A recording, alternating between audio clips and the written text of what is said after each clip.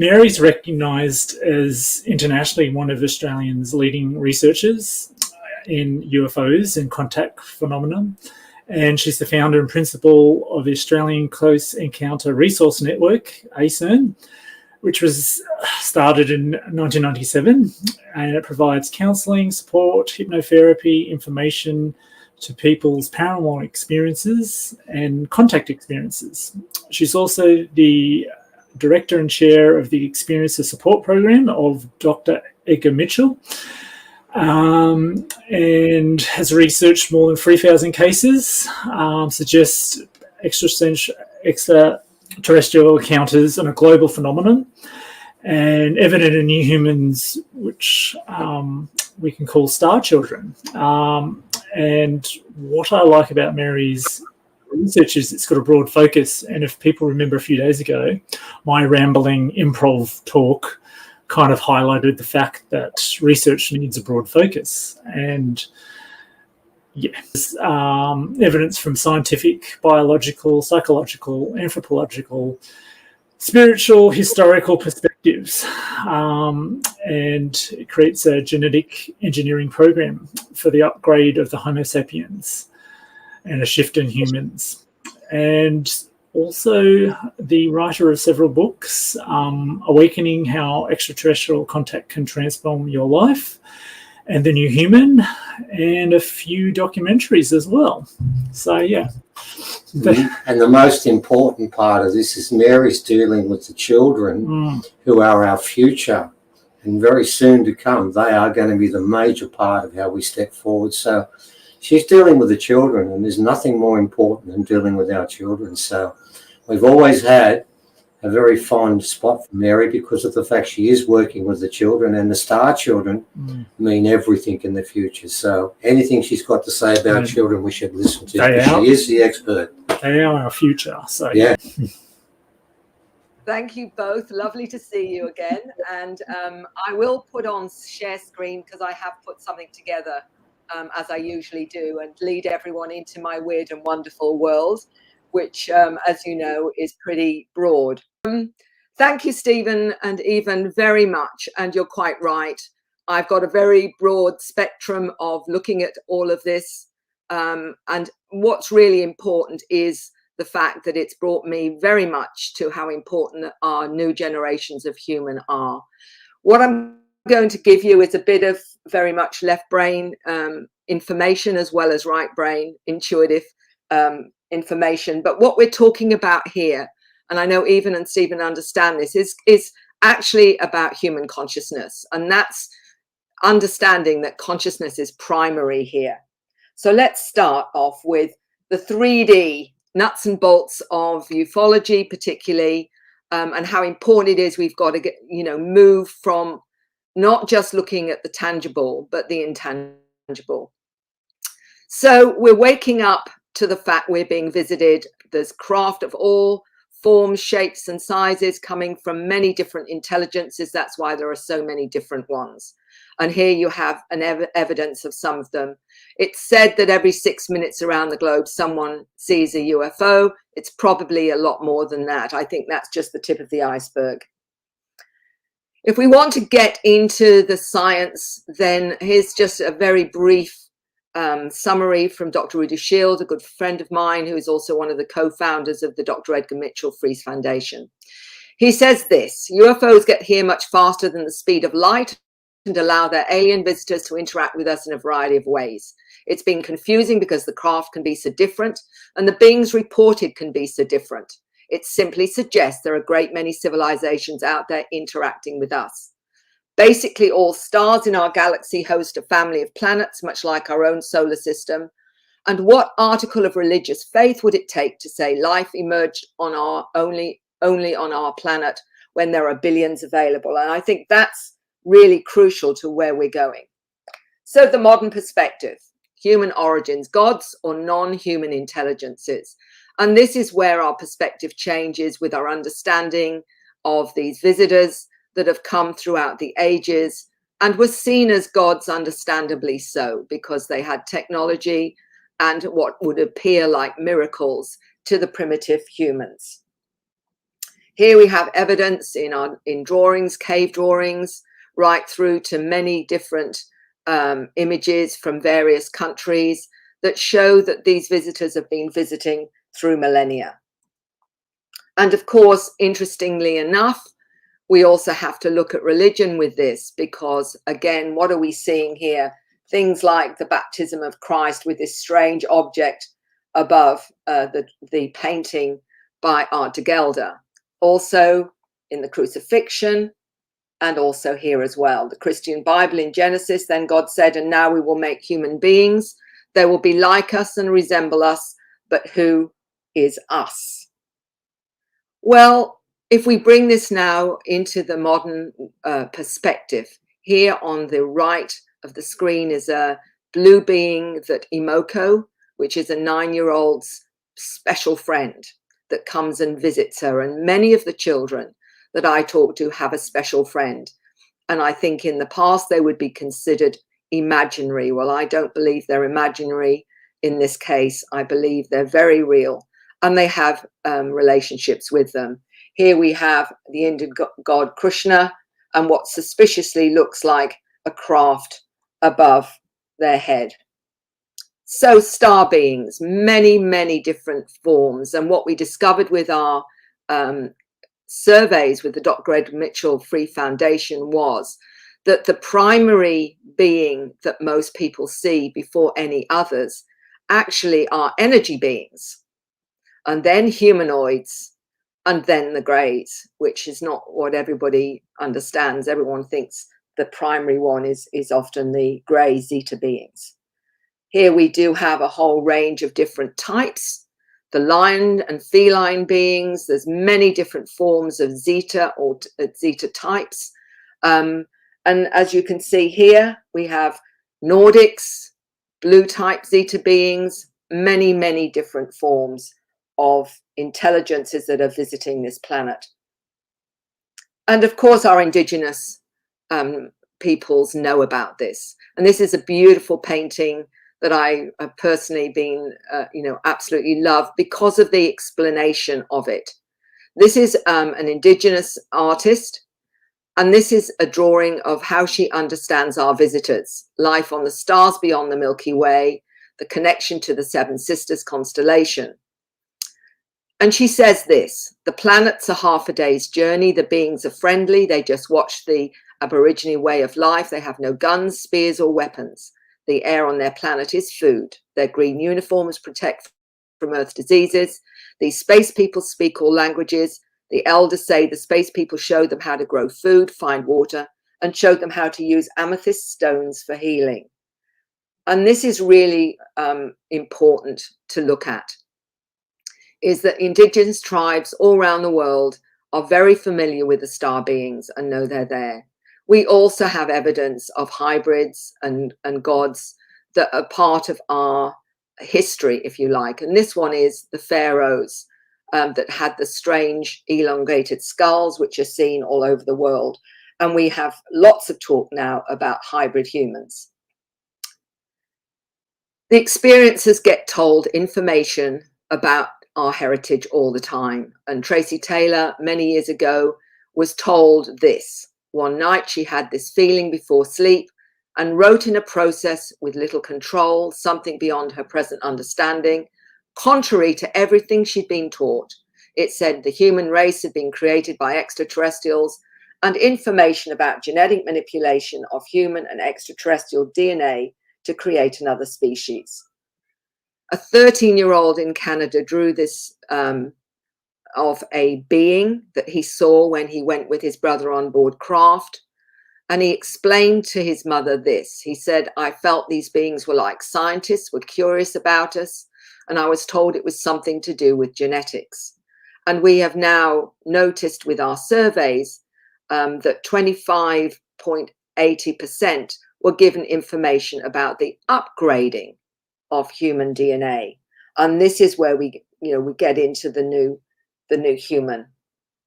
We've looked at this, I believe, and I know many others understand this, initially from a very nuts and bolts point of view, seeing craft, talking about crashes, you know, what does the government know? All those kinds of things. And we have photographs.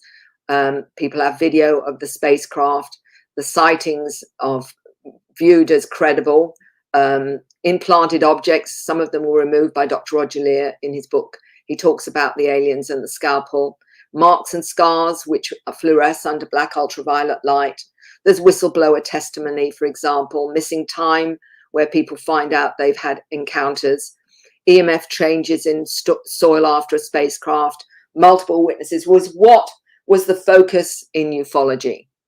But what we have come to understand through our research, and certainly my research as a hypnotherapist and therapist generally, is there's a broader, more inclusive, multi-dimensional aspect to this that has been hard for the nuts and bolts side of ufology to understand.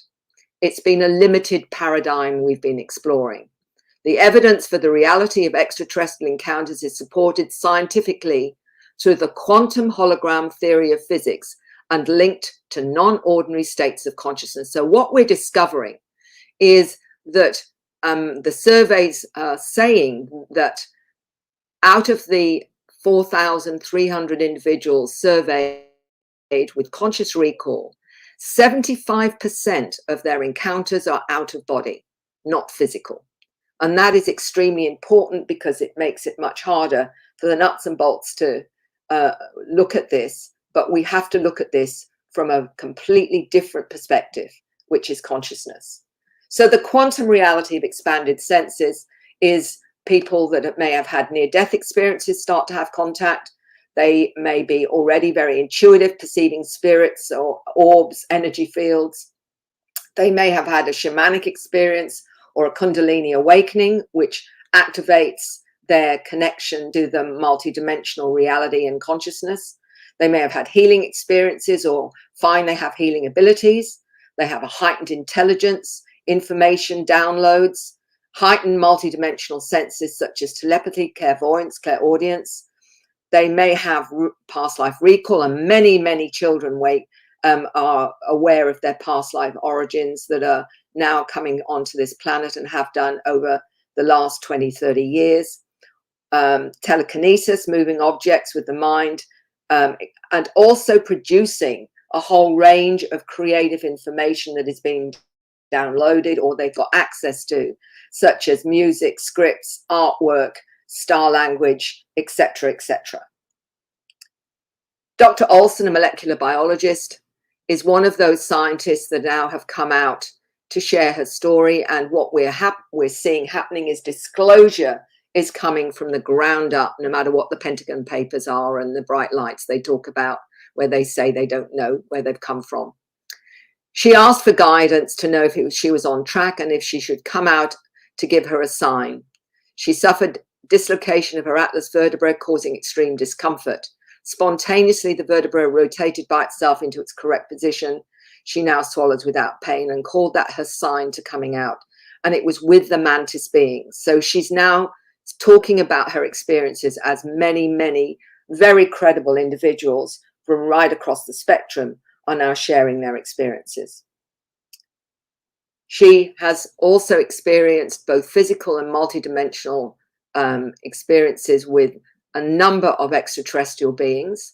At least, I think at the last count was at least 12 different types. And this is what people need to understand, is it's not necessarily just one type of being. She's had a near-death experience and out-of-body experiences, past life recall, shamanic experiences, healing as a healer and being healed. She's been given scientific and intuitive understanding of loading and energizing water, and understanding the new upgrades such as the letter people, which we call Asperger's, ADHD, dyslexia, some forms of autism, all the new generations being misunderstood, she calls letter people. These are some of the beings that she's interacted with. And this is what is so profound, as many experiencers realize there's not necessarily just one type of intelligence they're interacting with. You know, she's got all these wonderful intelligences that she connects to. And what is really important here is that we look at maybe only one or two different species and think that's all that's that's coming to our planet, when in fact there are many, many different forms of intelligence: fairy, pixie beings, water spirits, shadow people, blue orbs, and the orbs can contain within them many of these intelligences as they're going in their, if you like, the astral form. And we also, I believe, will be in that kind of form as an orb, or which some will call a Merkaba. So there we have a whole range of amazing beings, cat beings, mantid, etc. So how do we start to bring some sense into understanding what's going on? I go back to this wonderful gentleman, Nikola Tesla, and he said this: if you wish to understand the universe, think of energy, frequency, and vibration. And that's really what is causing, I believe, what people are calling awakening and ascension, is a vibratory shift that's happening to this planet on multiple levels. Dr. Olson has talked about this, as many others have, that the human DNA has the ability to transform. The information of the donors and their background is there, a hidden key, and like PC programmers hide their work. It can be activated, and these programmers know the person's ready to be contacted. The activated ones spread a signal to wake others up, and she feels they're speeding this up. And absolutely, I agree with that, because I have never been so busy in my work with the numbers of people that are now exploring their experiences that may have been silent for many, many years, but now feel they have to understand it. And I believe that's the timing trigger that many are operating with now, because of what's happening on this planet right now. Evolutionary gateway, activating human consciousness. These symbols by Antonio are some of many that people are producing that are activating that consciousness within us, activating our dormant DNA into understanding who we are. So what happens as we get activated? We start to have communication with galactic or interdimensional, extra-dimensional, trans-dimensional, and certainly it appears maybe visitors from our future as well, as one 7-year-old explained to his parents that he was from the future, and he now he doesn't look like he does. He looks now, which is in human form. He looked more like a Zeta. Multi-dimensional education with encounters, physical contact through spacecraft, out-of-body contact, downloads of compressed data in and also in dreams through music, art, star languages, codes, crop circles. Visiting sacred sites can be another one for downloading these frequencies. Activation and hyper communication. We also know that communication isn't just, from a verbal perspective, but is telepathic. And it should be borne in mind, as Tracy says, that the nature of extraterrestrial communications, that in a majority of instances, star visitors communicate with humans by telepathic transfer of mental images and concepts rather than by words and speech, because everything's made up of the same matter resonating in different harmonics.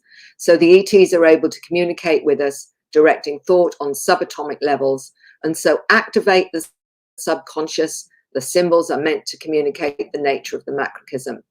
And this is interesting because many people are activated through this very method, that they're downloading these symbols. And what I was told by one experiencer was even one small symbol of a script can contain information that can fill a room with encyclopedias. So the new human, what does this mean? Who are the new humans? And I think we all have the potential to be an activated new human, although the children are coming in already activated.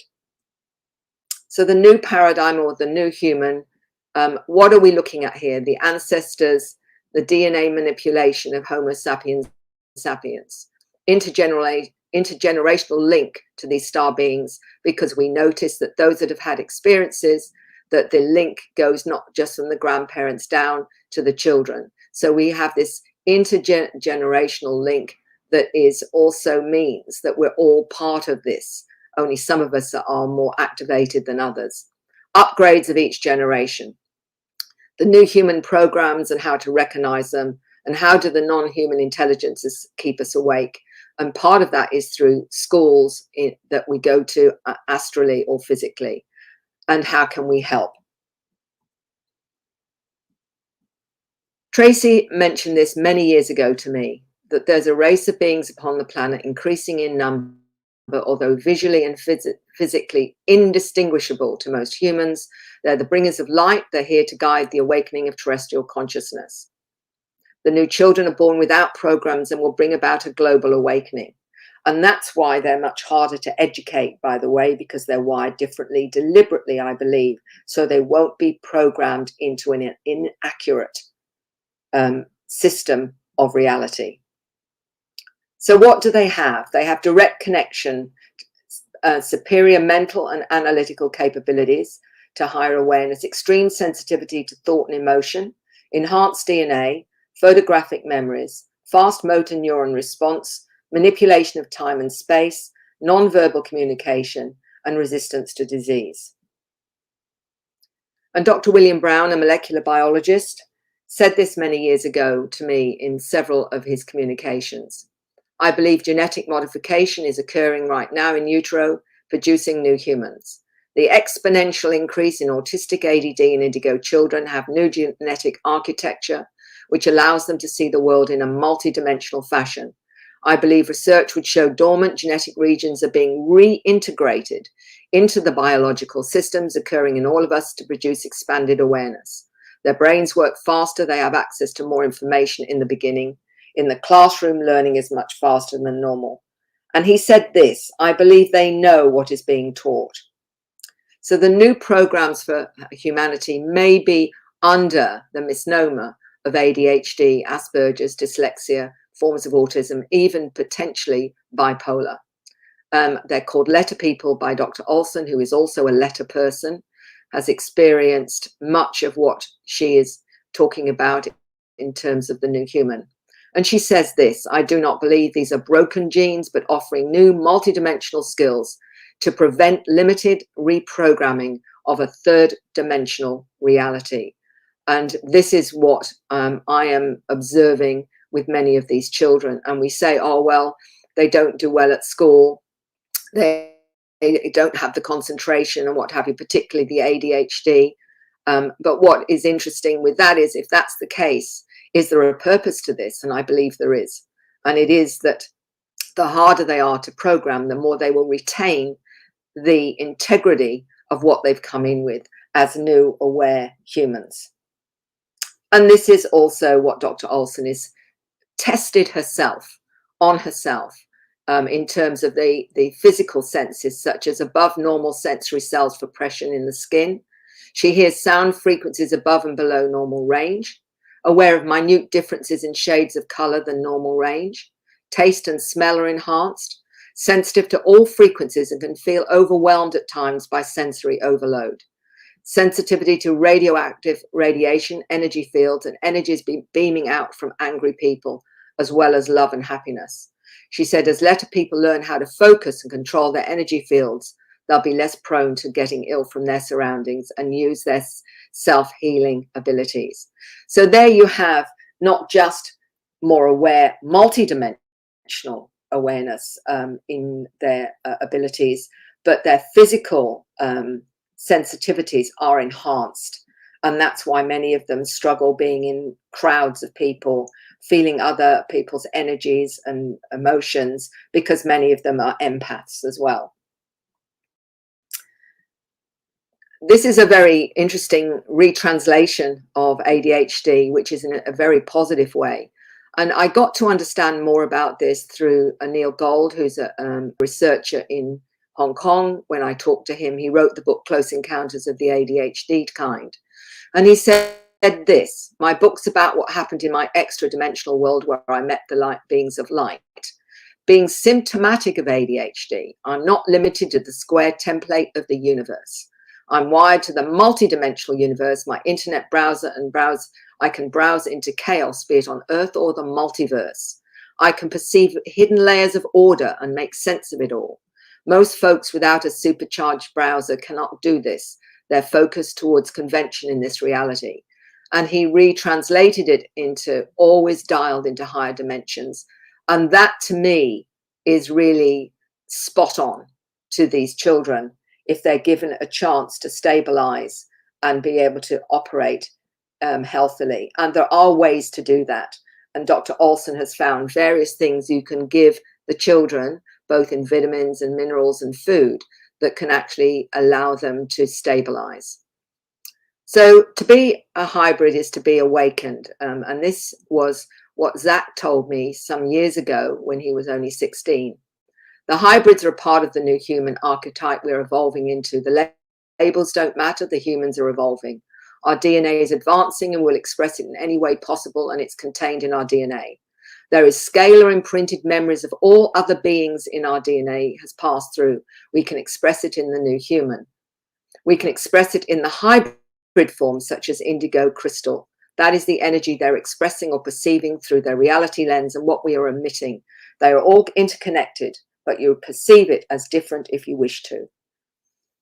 He also mentioned he was told he was hybridized for expressing the human genome. There are many different agendas on the planet, and each species has their own programs. What he has been told about the hybridization is it's to expedite the evolution of humanity. It's not like hybridizing us by replacing our DNA with theirs. We already have their DNA in our bodies. They are activating it through frequency and light manipulation. The consciousness that we're vibrating with is the attributes we take on. So if someone is strongly connecting to Arcturians, they will take on Arcturian attributes. If one is connected to the grace, it's the same thing. You're connected to which creates the expression. So as our DNA is activated, our star heritage will be activated, and we will start to connect to different star systems as those genetic inserts are activated. This one by Marina Seren, who's got a wonderful story and is now talking publicly. She said her DNA was activated when she was 15, intensely and very fast. So she experienced a very accelerated awakening. It was so prompt, my energy shift, and I had the ability to go out of my body consciously to other dimensions with my astral body without meditation. I instantly remembered what some would call my star origins, Andromeda and Arcturus. But it's not so simple as foreign DNA, as Dr. Olson is explaining. It's a combination of genetically improved bodies in combination with souls from different places in our universe, incarnating in these improved bodies. The souls have different frequencies and vibrations depending on their evolutionary status, and that plays a role in activation of the DNA in that particular body. We also have to take into account the collective soul of Homo sapiens. And this is why we have to broaden our perspective into what is consciousness. What are we? What is soul? What is spirit? You know, because all of that is that non-physical part of our consciousness that is inhabiting a biological system, but is connected to our source, whatever you call that source. The DNA of the Star Kids is a tenfold the amount of information, Tracy's told me. Abilities such as telepathy, manipulation of time and space, non-verbal communication are all conscious abilities for these children and quite natural. The ability to access memory is enhanced, and they often have photographic memories and extremely fast motor neuron responses. Their molecular structure allows their cells to vibrate faster. Everything is accelerated, including immune responses. Their DNA is encoded to recognize all types of foreign organisms. So what we're seeing here is some amazing abilities with these children that are being born and have been born over the last 10, 20 years and more.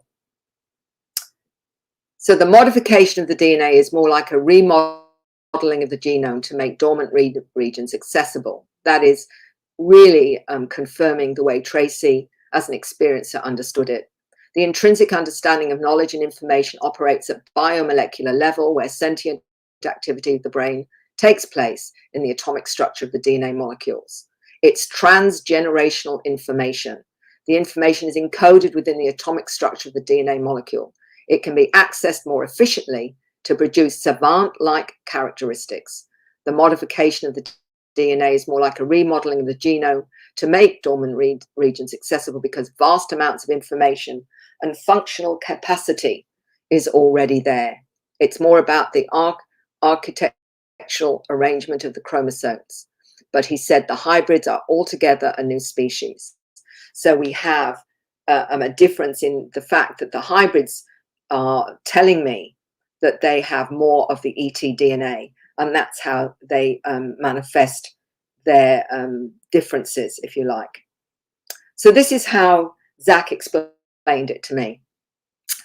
He says he likes the term new human because it fits, because we're going into something new for us. The labels such as crystal, indigo, rainbow is not describing the person, but the person's expression of self. The indigo child has the warrior personality to break down the system that's wrong and needs change. Crystalline child has the aura of love and peace, the healer, the medium bringing in the sight. The rainbow child has the energy of the creator, leader, kingship, personality. It's a vibrational difference. It's a term humans are using only because of limited understanding. Those who call themselves these labels are just resonating to the frequency of those attributes and not staying with the status quo. And he also said that animals are changing personality too.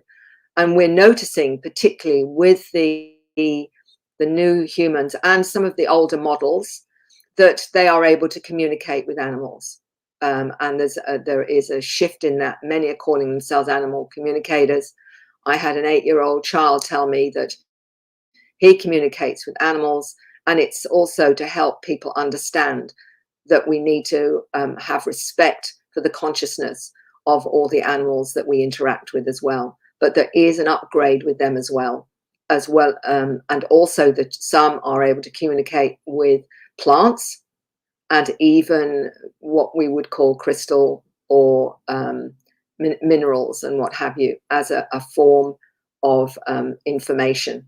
And if anyone's done psychometry, which is getting information from holding something that belongs to somebody else, you're actually picking up information from that source, which is actually a solid, what appears to be a solid object or whatever. So psychics can do this, intuitives can do this already, and we've been doing it as part of accessing that information. Past life connections to extraterrestrials. My contact with non-human cosmic beings was since before I was born, and this is really crucial to the new awakened new humans. Tracy says the beings were my family before I came to be on the Earth domain. I had a close relationship with them that was continued after my birth. One 10-year-old explained to me that he was a blue being and he'd come to this planet for the first time. And he explained he was a center seed, which meant that he connected to the center of this planet and he was going to help with the pollution on this planet. He'd come with his skills to help with the pollution. He also told me that he could see interdimensionally with his eyes open, for example, and was also bringing in other awareness to help this planet. There is so much fascinating information from the children and how they understand their multidimensional abilities. What we noticed in the free survey, that 96% of ETs travel to and from other dimensions. And this was, again, from a survey of 4,300 individuals. I came through a portal in the sun, David said. Many of the children born these days have memories intact from their previous existence on board craft as extraterrestrials. They're kept on track by continuing their interaction with their cosmic family while they're in human form. What's fascinating in recent years, not only have we talked about those that have come from their past, what they're seeing as their past lives, but some have come from future lives to help the planet at this time. And there's been several that have mentioned that they have come from the future, including this 9-year-old that explained that he was from the future and he didn't look the way he looks now. He only got 4 digits and more like a zeta, more like a gray, and he'd come to help. So whatever you want to understand or how you want to understand that, It's how they understand their own journey in this reality. 4-year-old in Canada. My daughter talked to me about her life in the Crystal Kingdom far away from here, where no one is ever hungry or sad. She said it's wonderful and our special friends are there, but they really aren't really special because everyone is a special friend there. The mother said, I think it's her way of saying that everyone is an ET. She told me that everyone lived in a giant crystal building and it was clear like quartz. She picked up the quartz to show me what she meant. She had described living in a jungle world with other cat people. And I've met many now that have connections to the felines or lion beings or what have you, and have hybrid children on board craft that are a mix of human and felines. And I talk about this with one former air hostess in Brazil who told me she met her daughter in a physical way in a corridor where she wanted to know where the little girl mother and father was, and as she turned round, she was part human, part feline, and it frightened her so much that she ran away. But later, when she was taken on board craft, she saw this being again and was told it was one of hers. And she also explained to me that she's seen her 6-year-old daughter on board craft playing with her hybrid sister, who is a part human, part feline being. So there is, you know, it goes into so much depth into what we don't know is actually going on these other levels. And most people will not talk about it, understandably so, because of the lack of understanding on this planet. This 9-year-old explained to me when he wanted to talk to me, he said he wanted to tell me that he was a light physicist on Orion. He worked on time travel technology, and the closest to his understanding on Earth is the work of Nikola Tesla. He explained to me that he goes to various sacred sites for downloads, particularly because they help him understand more of what he needs to know about being on this planet. He also explained the pyramids aren't working in the way they should because they should be surrounded by water, the purest water possible, and that the consciousness of the individual is needed to be of a high consciousness, and then they will act as portals, was how he explained it to me. So Boriska is another young man who got well known in Russia, and there's many stories about him. He's now probably a young adult, but he spoke about his life on Mars, its inhabitants, and flights to other planets, including Earth, and a country called Lemuria. And he also said there's knowledge under the pyramids, and that the Lemurians were 9 meters tall. And of course, it's interesting that we don't get any information on all the skeletons that have been found over the globe of giants and how they've been hidden from the public. We call them my special friends. And this is a 3-year-old speaking to his interactions with a mantis as big bugs. He thinks they're really funny looking. He describes the lion being that comes to him. He calls him a baby lion. He's here to keep him safe and is his best friend. She said this: my children have a beautiful understanding of our ET friends. They're aware that they're taken on board craft and have a sense of loving familiarity with the beings that visit them. And this is how it's shifted in terms of consciousness, is the feeling of being comfortable with their non-physical awareness.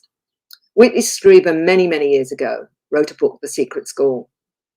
And I know he got vilified for it because everyone thought that was really quite weird or strange, that the children would get taken onto craft or being taught by these beings in a non-physical or physical way when sleeping.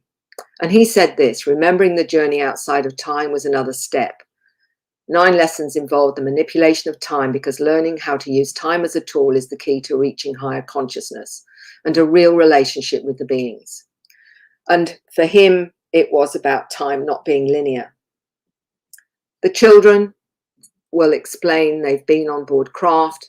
As this 5-year-old said, I don't mind going through the walls. I learn more on the ships than I do at school.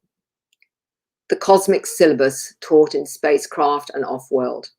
Quantum physics, the holographic nature of the universe, awareness and connection to all sentient life, levitations, psychic abilities and skills, understanding spatial geometry of thought, how to operate in a multi-dimensional reality, states of consciousness, parallel universes, how to communicate, interpret, and interact with interdimensional and other non-human intelligences, out-of-body training, telekinesis, telepathy, mind melds, multi-dimensional ecology, manifestation, directed thought and emotion, healing, working with energy, true history of man's origins, and universal spirituality are just some.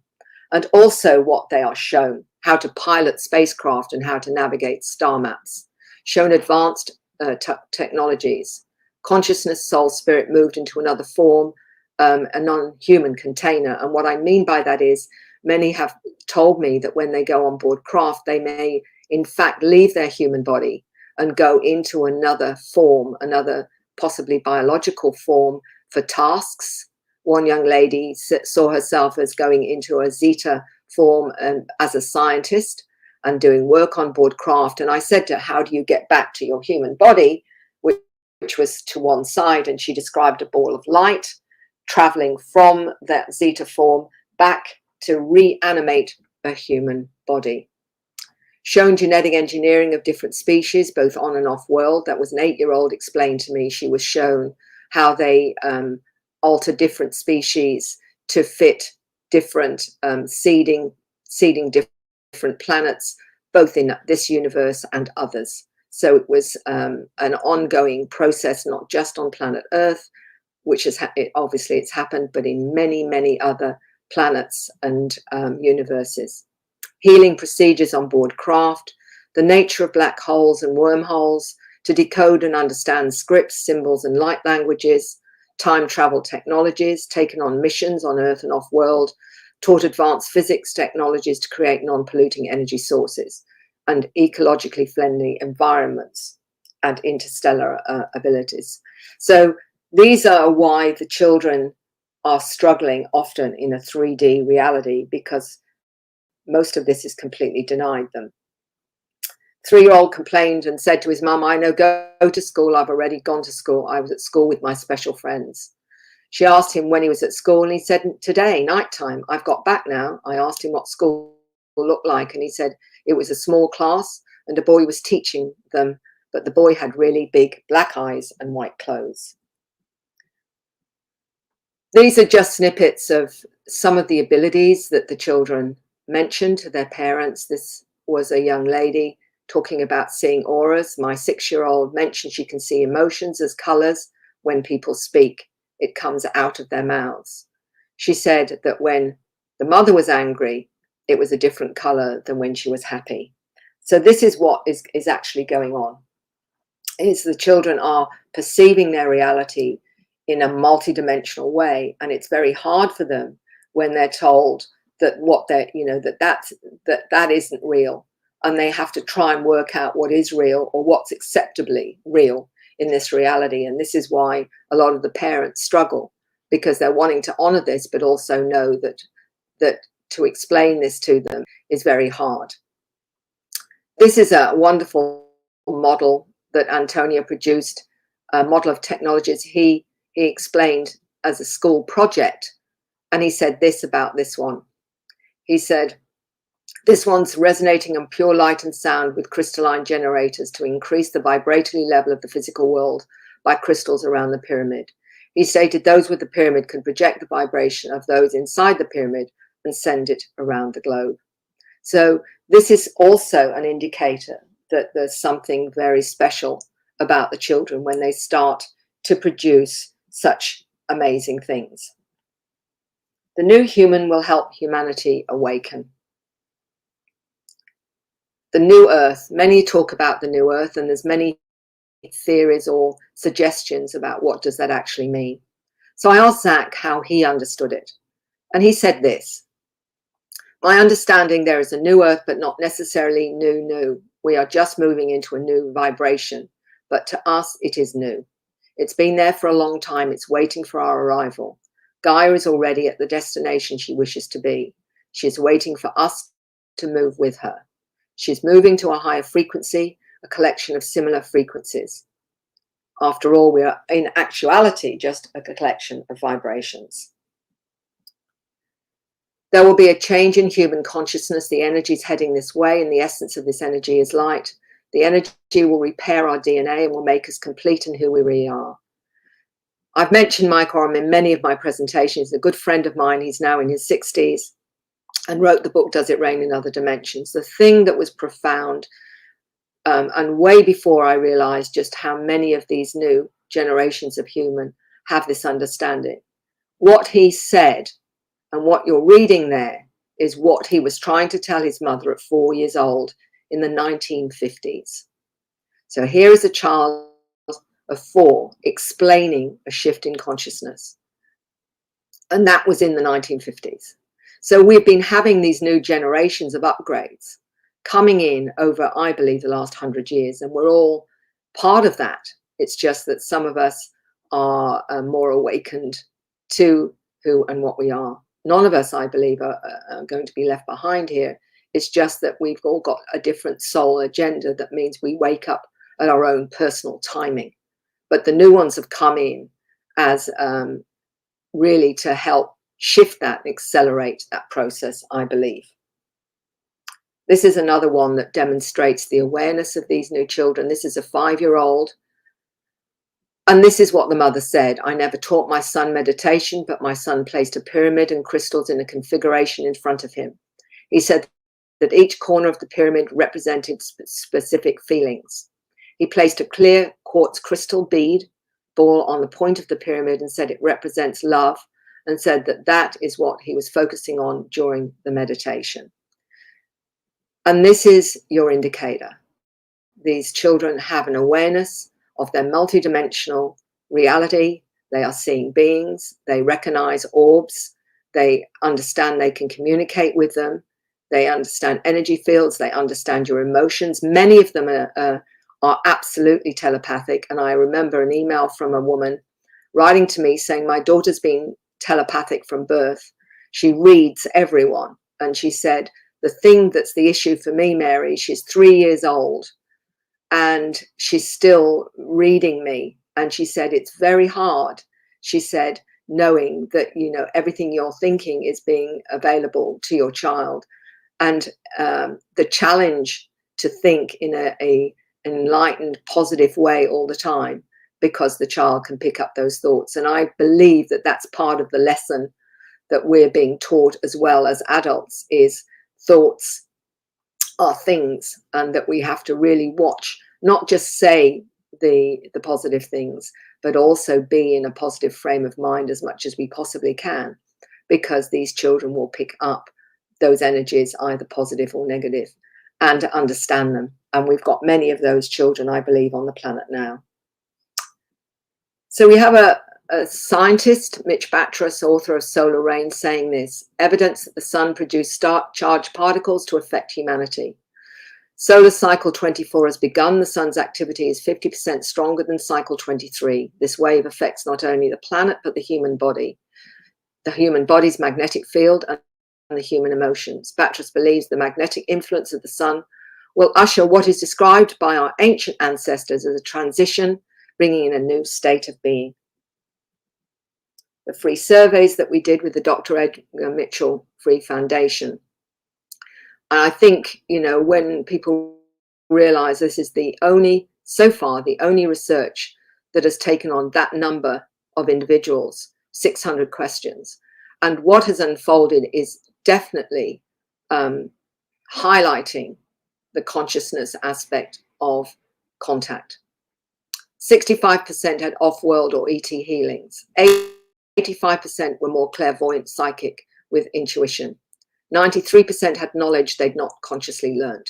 92% had out-of-body experiences. 37% had a near-death experience. 56% had their conscious thinking speeded up. 76% with paranormal experiences. 51% a greater desire to help others. 71% highly positive ET contact. And this particularly is significant with all the information that's been out there in the past and the negative propaganda around contact. 85% had a psychospiritual transformation, and 75% were taken out of body, with only 25% physical. And that is why looking at this from a nuts and bolts perspective, you will never get an understanding that you need about what this is about. The only way we're going to understand this is that consciousness is primary. And that's where we're going with the research now, is looking at it from a consciousness perspective. Many of you will be aware of Dolores Cannon, an amazing author, hypnotherapist, have written many, many books on her work with people in altered states, in trance states, their subconscious, superconscious, higher information. And she said one thing that I concur with absolutely. Are we a hybrid species in transition? She was told that DNA has been expanded to 12 strands. Many have mentioned the 12 as being activated. And interestingly, before he died, Command Sergeant Robert Dean, a very wonderful soul in ufology, mentioned this. He was taken on board craft, and he explained that he'd been told that we were created with 12 different extraterrestrial DNA. He also said that we are in transition, and although we will be going through a challenging time, we will supersede that. And he said, I've seen the future and it's glorious. So what he's saying there is that we are in transition, and we are part of these otherworldly star beings who are our ancestors. And there'll be some that are self-serving, but there's many others that are here to help humanity in a way that will enable us to transition to a higher awareness and to become part of this galactic community that's been helping with that transition. So the new human is already there. They don't need governments to tell them we're not alone in the universe. They already know we're not. They know the planet is in dire shape, both ecologically and spiritually. They know we are lied to and manipulated. They know we are educated and programmed into a limited reality. They know about covert technologies which control the public and its fear-based mindset. They're aware of their psychic abilities. They know about the many extraterrestrial species visiting our planet. The new human is here to wake up humanity. And many of these that are coming in now are doing exactly that. So the new human is this you. Human beings, as this 9-year-old said to me, human beings have no idea how amazing they are, but they have to believe it first. So really, it's up to us. It's up to us to realize that we all have that potential, not just the new generations of human. And the more that we put out that desire to connect to that, the more we create the frequencies that enable us all to wake up and use our abilities and become the new human that we were meant to be.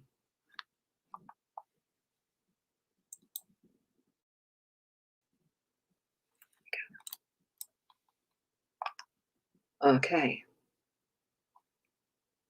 Hello. Hello, everyone. I'm here, Mary, just waiting for Stephen.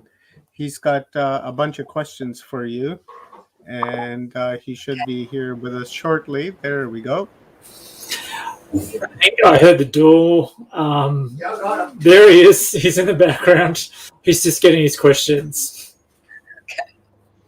Okay. He's got some good and fantastic talk, Mary.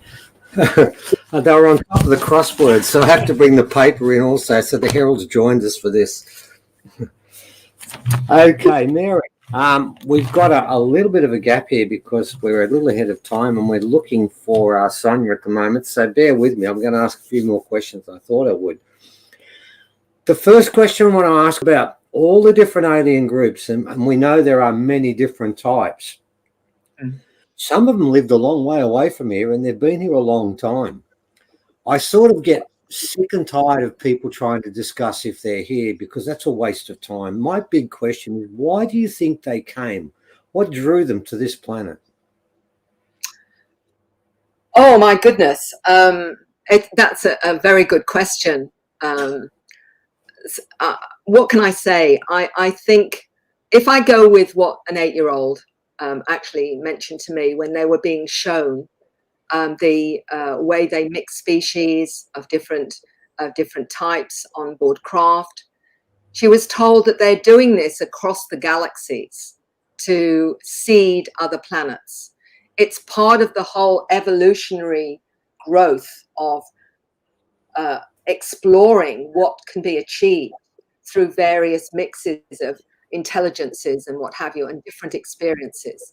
So I feel it's just one of a huge program of seeing what they can manifest through various genetic mixes or whatever it is, although I believe it's more than that. I believe there's also a very much an energetic component to that as well. So we're, in terms of consciousness. So it's providing vehicles for consciousness in different environments. So we get to the soul journey from that we want to experience. I mean, the children have talked about being blue beings, dolphins, energy beings, creator beings, all of these different things. And recently, more and more, I'm exploring a very interesting one to do with the Sasquatch and their communication with various people, and that's taking it to the fact that they are interdimensional, but they can be physical, and they have connections. And the ones they're communicating with often have a connection to the human, and I'm seeing past life connections with that to the particular humans they're communicating with. And this is all part of another presentation that's connecting past lives to their present life now and why they've incarnated now. So really, we're talking again about consciousness, however you understand that. Yeah. Are all the aliens, all the different types of aliens on board with this, or are some trying to subvert it in some ways? Very good question. My sense and what I've come across in my research is there are definitely appears to be some intelligences that are self-serving. They've got their own agendas, okay? But when you look at the surveys that we've done, where 85% of those that had encounters noticed a complete transformation, a psychospiritual transformation, I think that suggests very clearly that the majority are benevolent and wish to help us reach another level of awareness. Otherwise, it wouldn't be that kind of statistic. And that in itself, 4,200 individuals, is very profound, I think, in terms of what is the outcome. The outcome is a far more aware spiritual human. And of course, that leads up to something, because probably, as you know, there are certain alien races, and I'm thinking of David Icke for one, where they've made a blanket statement about that alien race having, let's say, less than honourable intent. Do you think that's the case, or do you think it's really difficult to try and say that all of a particular race are against this? I tend to feel like there's give and take and everything. What's your take on that? I'm with you with that, Stephen, and I'll tell you for why. Because in terms of, say, for want of the one that gets a bad rap often is the reptilian, for example. Yeah. Okay, I have met people that have had the most amazing, loving interactions with certain reptilians, and one of them is a well-known researcher called Barbara Lamb, and she explained to me that she went in her room one day and there was a 7-foot reptilian, and all she felt from this being was love, and she was embraced by this being. What I've heard is that all races are being affected by this frequency. Yes.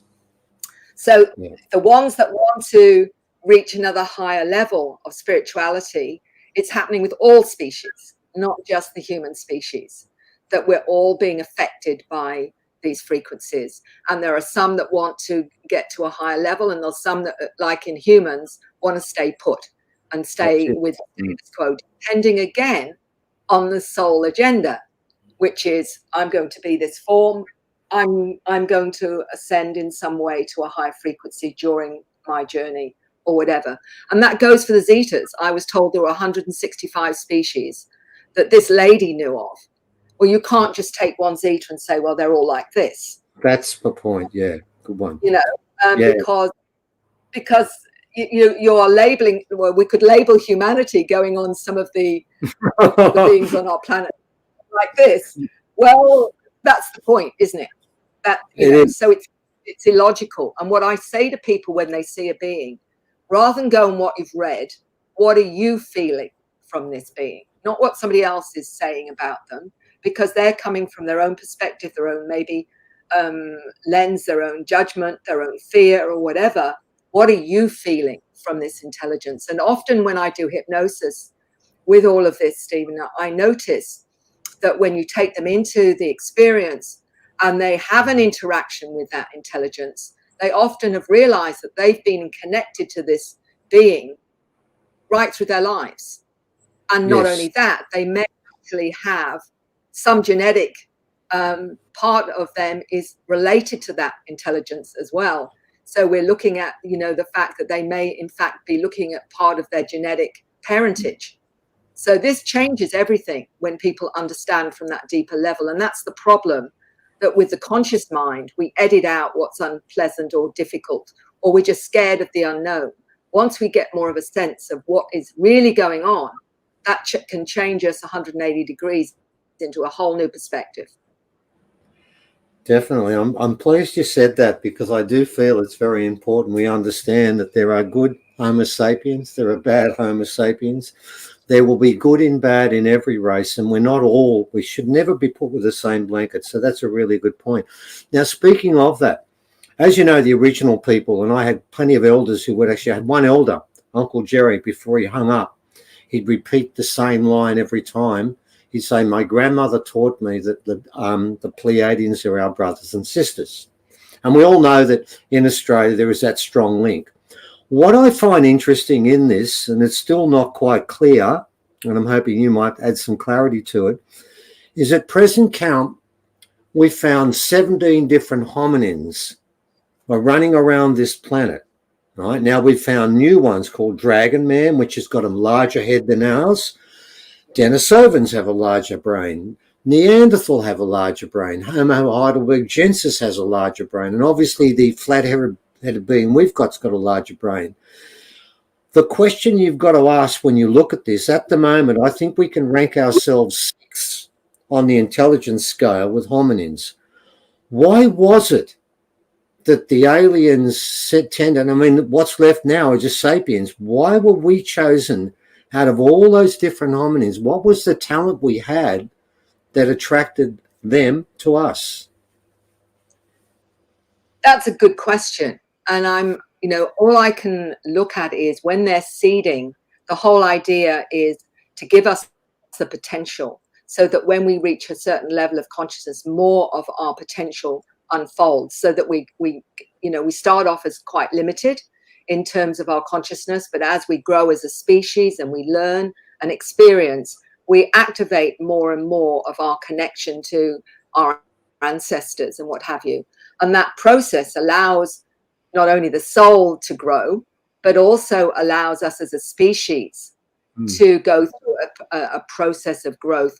And they're saying that they do this all over the cosmos, that this is a vehicle for the soul to experience. Everything is a vehicle for the soul to experience a new understanding and gain new understanding. I can only look at it from that perspective. That's the only way that makes any sense to me.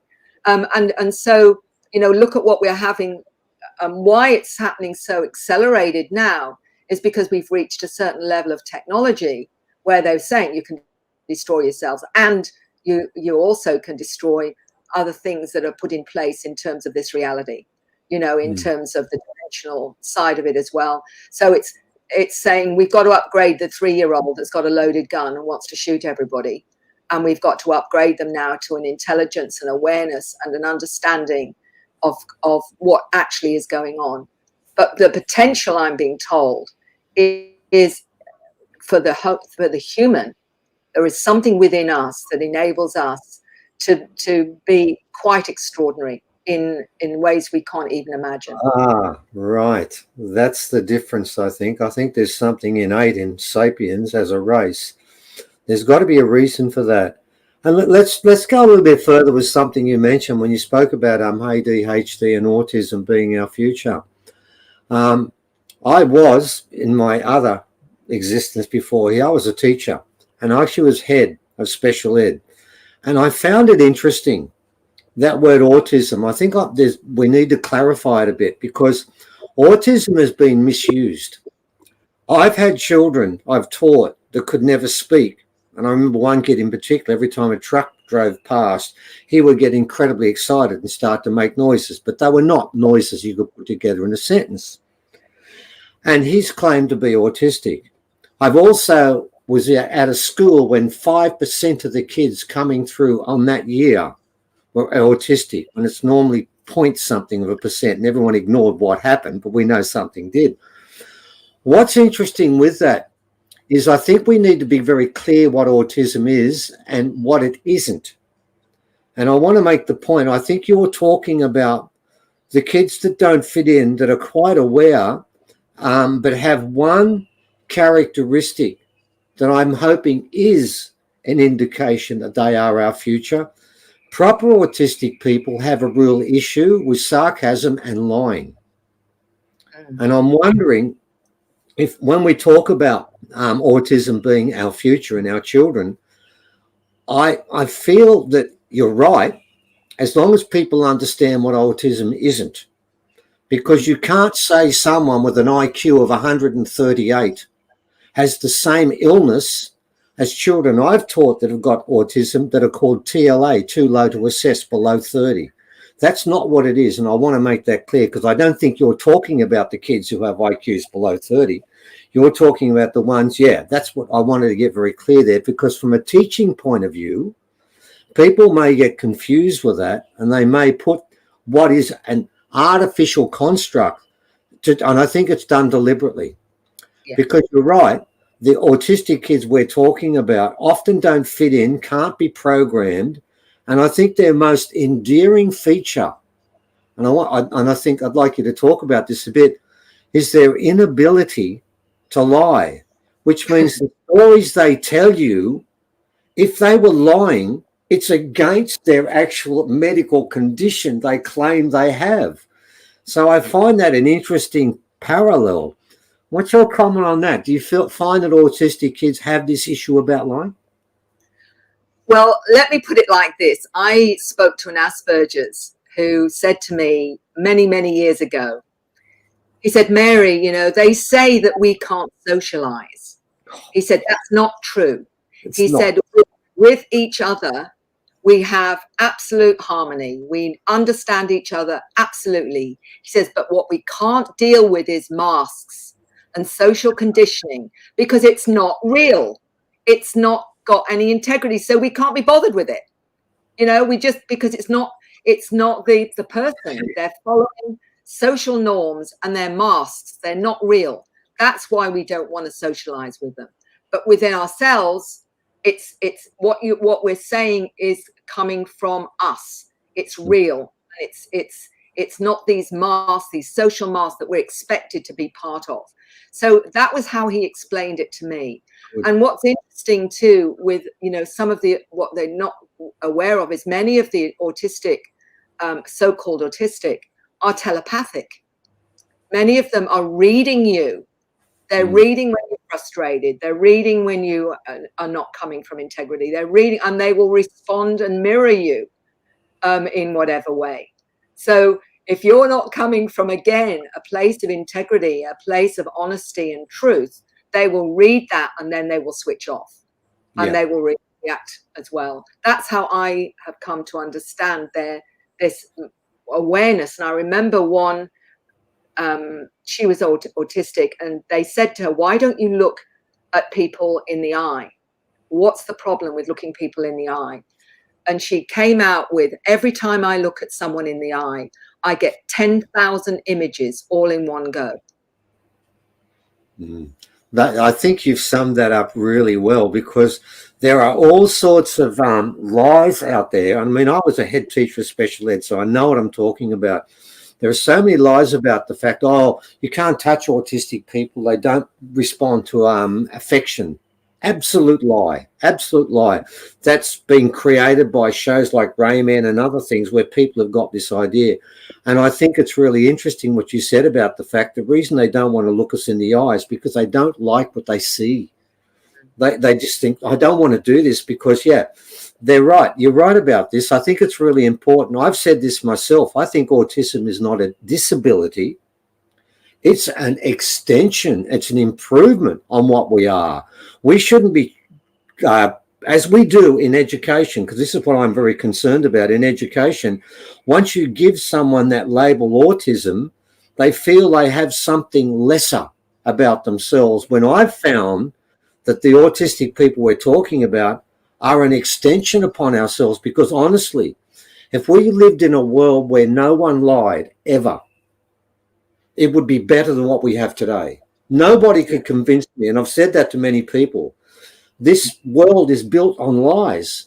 And right now, people don't trust people because they know they lie so often. Or the cleverest lie is the omission when they don't say things. But autistic people can't do that, can they? They have to tell us what they feel and what they think. Yeah. And we call that a disability. Let's talk a bit more about schooling now. Schooling. I believe it's probably the thing that is a deliberate attempt to sever our connection with our star heritage, our activation, and our connection to the other side. Do you believe that's what schooling does at the moment? It takes children in kindergarten that are like unplugged little souls, and I see them when they come out in year 12. And I see that light in their eyes. As it goes through infants, it's still there. Then you see it disappear piece by piece by piece. I can only blame schooling for that, or am I being hard? No, I think you're spot on. Absolutely spot on, Stephen. And the reason I say that, I've been talking to some educators, and you know, with my book, I didn't ever expect to have what I would call more of the mainstream get in touch with me. And I've had educators as well as clinical psychologists get in touch with me, seeing these children. But the educators know there's something, because a lot of them are starseeds. So they've gone into education to try and change it. And they're recognizing these children and saying the problem is that what we're doing is we're programming them in a 19th century model. And they will not ever respond to that because it's not where they're at. They are reading you. And some teachers have talked about mind melds, or them seeing right into their information in their consciousness and pulling it out. And so the whole point of the 3D model is to shut that down. That is the whole purpose of it, so that they lose their connection to source, lose their connection to their awareness, so that they then can be programmed even more. And what's so brilliant about the ADHD, they're operating on such a high frequency. They shut them down through Ritalin so that they can program them back into the system. That's what they're doing. And in fact, what we're doing is we're shutting down these amazing souls that are part of this new program to change our planet and the consciousness that we are heading for. Brilliant. Yeah, that's exactly what schooling does and has done from the very beginning. It's trying to create a semi-robotic humanoid that comes out and obeys, works, consumes, contributes money, then passes on, and we get another one. It's like a process. I also find it interesting too, and I've wondered about this quite a lot. Aliens, I've been told many times, and I'm going to find out off you whether it's correct or not, often incarnate into human form. Why would they do that? What would they gain from it? It seems to me like there they are, really advanced, got the whole idea of what's going on to an extent, not completely, it's been made clear to me, and then they go back down to kindergarten in human form. What do they gain from that? Well, some of them have volunteered. What I heard from many is that, and not just the ones that are in our physical reality, but the ones interdimensionally that have come through the dimensions, to bring their skills and their awareness to assist this planet with its transition. Just like the 10-year-old explained that he was a blue being, he'd come here for the very first incarnation. He's a center seed to connect to the center of the planet, and he's going to help with the pollution. So that's his job, that's his mandate. So others are coming in, different mandates to help the planet, not just the planet, but the consciousness of the people. And we're getting more and more of those. And some of them will call themselves hybrids because they're more connected to their star ancestry than they are to being humans. And a lot of them find themselves getting very depressed here because of heavy energy and say, I want to go home. I don't like it. That's what I'm getting at. I'm feeling they must feel that sometimes, my God, why did I volunteer for this? But they keep doing it, don't they? Yeah. Well, now they're helping, Stephen, because people are saying, well, why aren't they helping us? Why aren't they coming down to help? But they are. They're coming in, they're embodying in human form because that's the way they can help. They can't just come and fix it, but they can through consciousness, through coming in and being in human form, so they can actually influence what's going on around the planet. And this is what we're getting all along now, is these wonderful souls coming in with different awareness and understanding, so they can help us do, as a species, to reach that other level.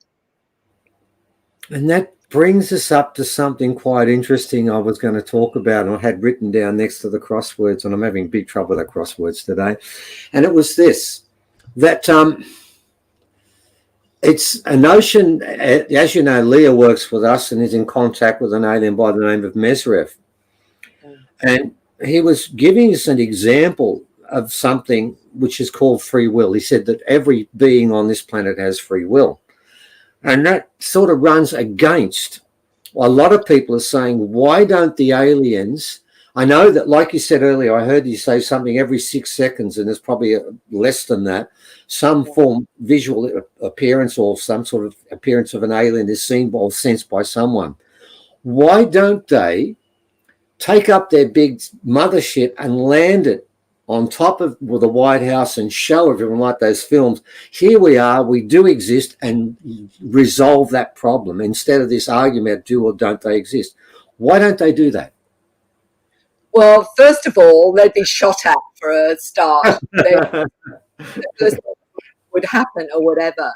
But it's a process of actually engaging consciousness, because there are so many in our society that to do that would be such a shock to the psyche.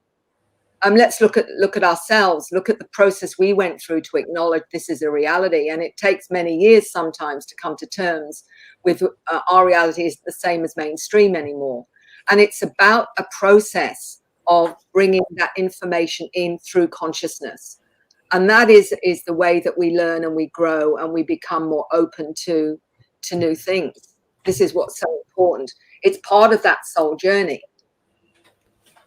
Right. Well, I've just got information that Sanya is about now, so we've got her. But I am going to ask one more question about this, and I want your response to this.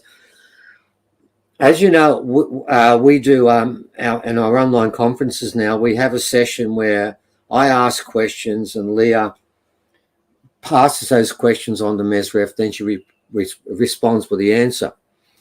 And I found this issue of free will quite interesting, and it was brought up. I didn't know that the power we have of free will is so, and I think that's why we don't see the aliens, because then it's not free will. You think, oh, okay, then I believe in this now. I think we have to find these things. And I asked Mesrev a question. One I thought was very simple. I said, humans have three beliefs about the afterlife. Number one, nothing. Nihilism, it doesn't exist. Number two, heaven, you go to heaven and there you exist for the rest of your time forever. Or number three, reincarnation. And I made the mistake of saying to Mesrev, only one of these could be correct. And his answer was this. He said they all are.